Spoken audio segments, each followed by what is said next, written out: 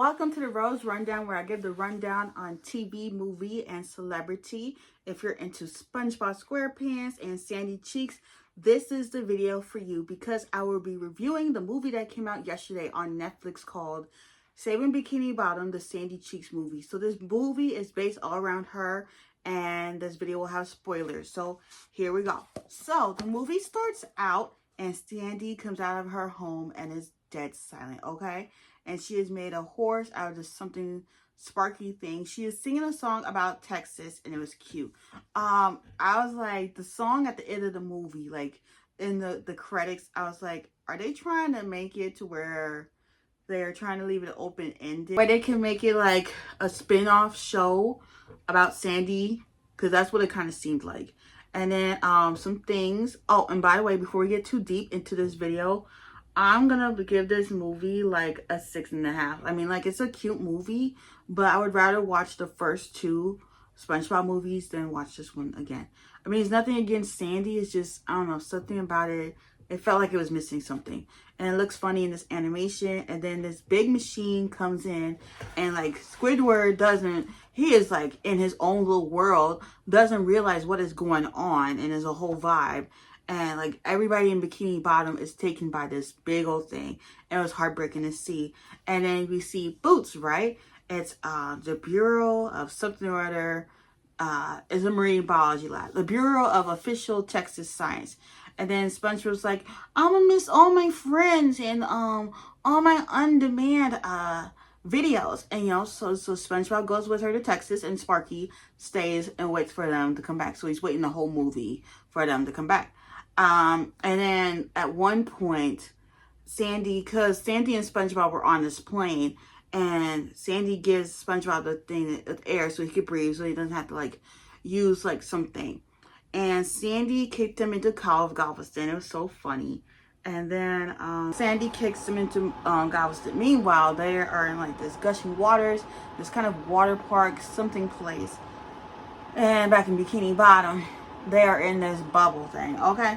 And Mr. Krabs is basically like, I was very surprised at Mr. Krabs. Usually he wants SpongeBob to do everything, but in this movie, he is doing little things. He asked Squidward to like go look, and he was like, I ain't gonna look. It's hot in this room. And then he asked some of the patrons to go look outside, and they didn't want to. And then he's looking around, he's kind of scared, and then he sees Gary, and Gary's like, I don't want to go home. And then Patrick, and then like he runs into like the bubble thing, and he sees one of the girls in the movie, Phoebe, who is actually Sandy's friend, who we see more of later on in the movie. And he's like, I don't know. And then he runs away from her. And then Kyle, his character, I found him to be a little dumb. And not to lie to y'all, I really thought it was a dude from Napoleon Dynamite, but he's like somebody completely different. So yeah. And then we meet Tsunami, who is played by Wanda Sykes. I do have some things to say about her character, so keep tuned. SpongeBob, we get back to SpongeBob. He's smelling some poo, and a fly flies up in his mouth. He thinks it smells good, like he don't know. And did y'all see somewhere that somebody said, I think Tom Kenny, the voice actor of SpongeBob, said that SpongeBob's autistic? Never saw that coming.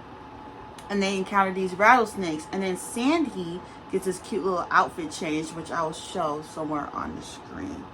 And then Sandy gets bitten by these rattlesnakes, and Sandy was like, man, I really didn't want to have to do this.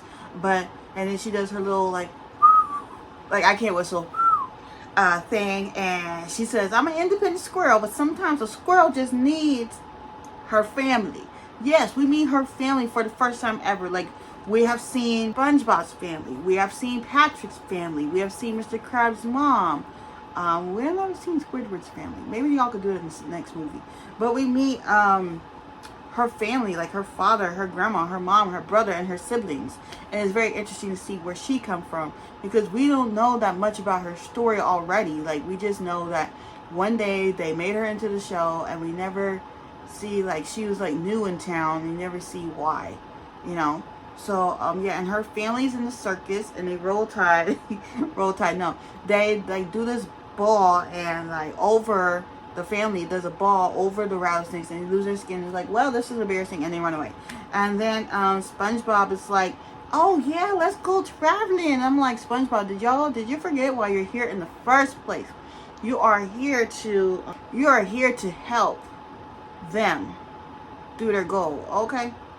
That's what you're here for. And then we find out that Sandy was spying on Bikini Bottom. Like, girl, you a bad girl, bad girl. And then something about Wanda Sykes' character that I didn't like personally is the makeup. Like, it looked terrible. And then, like, she has this obsession with SpongeBob SquarePants and her minions, Sandy's friends, Phoebe and Kyle. Kyle looks very dumbfounded, and Phoebe always seemed to look scared. I don't know why. And then we learn about Sea Pals, and that Tsunami wants to sell them. And I thought that was kind of messed up. Like, why would you want to sell SpongeBob? What are you getting out of this? SpongeBob is the anchor product, and she's like, I need SpongeBob. I need Sandy Cheeks, you know? And there's like there's 3 different phases. Again, if you want to watch the movie, you can watch it. And I can see why Sandy went to Bikini Bottom, because she thought it was for science, you know? But she also feels at home with her family, and her family wants her to stay in Texas. I don't know what happened there if I missed that part. Meanwhile, back in Bikini Bottom, they put the little fake food or whatever to make them like tired or whatever in there, and everybody is just running to it. And then like Fred, the fish, he's like, it's free, and the word free hits Mr. Krabs like a ton of bricks. Like, I thought that was interesting. And then Patrick is like, of course he's a dumbass, he don't realize what's going on, you know. And Squidward's a trip to he's very excited about being able to breathe air. Like, he gets his own little sequence. And then so Tsunami is like, okay, we need our focus group, which are these 2 kids. And let me just tell y'all, kids will play with toys ravishly. Some kids don't care for toys. They will play with them and break them. And when I saw those 2 kids, they was playing with SpongeBob and Patrick and Squidward. Like, the 2 kids was pulling Patrick like this and squeezing him, and then they put them in spaghetti and this, that, and the third. I thought that part of the movie was wild. It was wild. Like, and then they think they're toys. Like, they're not toys. And then this time, the Twister comes back. They all get in the Twister, and SpongeBob's like, that don't smell good. So you thought the smelled good, but you don't think what you in smell good, because that didn't smell good either. And then they finally almost make it to Galveston, okay? And there are cops all around them. And then Sandy just got there, and I think she wanted to stay personally. She said to have to see her family leave. And then they get to the water park, and SpongeBob and Sandy are running from this dog. Like, this dog really wants to eat a squirrel. Do dogs actually run after squirrels? I don't own a dog, so that's what I'm asking. And then they're in the sewer, and some water comes, like pee-pee, whatever. And then, let me tell y'all, this movie did not have a lot of funny parts to me. Like, I didn't really find it funny. You know, like how in past SpongeBob movies, there was a lot of funny parts. And this one, well, I know it's Sandy's movie, but SpongeBob's still in the movie. And it wasn't that funny. Like, I'm sorry. The little fart noise that SpongeBob did was the only part I found funny in this movie. And then, so Sandy gets on her friends, like, why are you turning to the dark side of science? And then, whatchamacallit, Kyle was like, she put a vending machine. Like, you did all this for a vending machine? Are you freaking serious? Like, no. And then Tsunami's like, SpongeBob, SquarePants, Squarebox, or whatever. Like, she can't get SpongeBob's name right. And then, where was I? And, you know, Sandy was at fault. Like, she didn't know. She didn't know that she was sitting down to Bikini Bottom to basically spy on these people, you know. And, you know, Sue loved fish. Like, she tells all these adventures about fish. And, like, we see this little kid. And they put, I don't know why they didn't just show the little kid's face. And then they just put her face on top of the little kid's face. Like, I thought that was weird. Didn't like that part of the movie at all.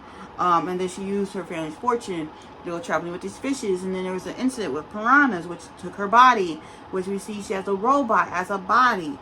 So that was really weird. It was all a ploy. Like, she didn't have a human body. And they all start bursting into tears. They're very disappointed in Sandy. And she learns that she was being used to spy on Bikini Bottom. And we turned out that Tsunami is very evil. And Sandy kind of did do a bad thing. But SpongeBob understands that he's about to get cloned, and then he gets in the cloning machine, and like there's a whole bunch of little SpongeBobs coming out, and then and then Tsunami's like they need a little more time to grow, and like something tips the thing over. I think her dog tipped it over, and like it broke the whole thing, and there's little SpongeBobs all around, and Mr. Krabs is pleading with her, and then little SpongeBob is pleading with her too, and she's like, we're your family too. And then there's a knockdown slam out, and then Sue gets eaten by a fish, but she's actually happy about it because she's so obsessed with fish. Now she gets to be a fish. Like, she seemed happy, stupid but happy. And then close up of SpongeBob's mouth, which we did not need to see, when he was doing the whistle. And Sandy was doing a lot of math in this movie, like legitly, and I'm not good at advanced math, so I did not understand none of that. Okay. And then they get Bikini Bottom back where it's supposed to be. They break the seal, and they all are there. I think that Sandy's family decides to stay, or at least they stay for a little bit. They do this circus thing. She sings a song at the end, and that's about it. Would I watch this movie again? Probably not. I mean, it was a cute movie, but I was like, when is this movie gonna be over? That's what I'm saying. For anybody who has watched the movie already, did you like it? Did you hate it? Like, let me know what y'all think. It was okay. It just wasn't, like, I don't know. It was just some parts of the movie I didn't like. But anyways, don't forget to like, comment, and subscribe, and I will see y'all next time. Bye!